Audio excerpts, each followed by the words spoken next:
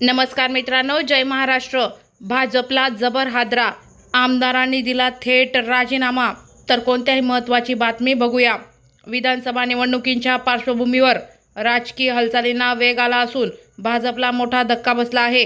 रुद्रपूर महासंघाचे माजी आमदार राजकुमार ठुकराल यांच्यासह 6 नेत्यांनी मोठा धक्काच भाजपला दिला। राजकुमार ठुकराल हे भाजपच्या तिकिटावर 2012 आणि 2017 मध्ये सलग 2 वेळा आमदार म्हणून निवडून आले होते। मात्र 2022 मध्ये पक्षाने त्यांना उमेदवारी नाकारल्यानंतर त्यांनी अपक्ष म्हणून निवडणूक लढवली होती। पक्षविरोधी भूमिका घेतल्यामुळे त्यांच्यावर कारवाई करण्यात आली होती। रुद्रपूर मतदारसंघात त्यांचा मोठा प्रभाव मानला जातो।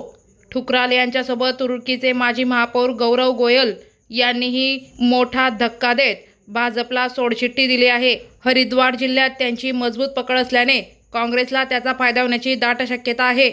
याशिवाय बसपाचे माजी आमदार नारायण पाल आणि भाजपचे माजी आमदार भीमालाल आर्य यांनीही काँग्रेसचा हात धरला आहे। या सर्व नेत्यांच्या प्रवेशामुळे काँग्रेसची ताकद तिपटीने वाढत आहे। या नेत्यांचे काँग्रेसमध्ये स्वागत पक्षाच्या प्रभारी कुमारी शैलजा यांनी केले।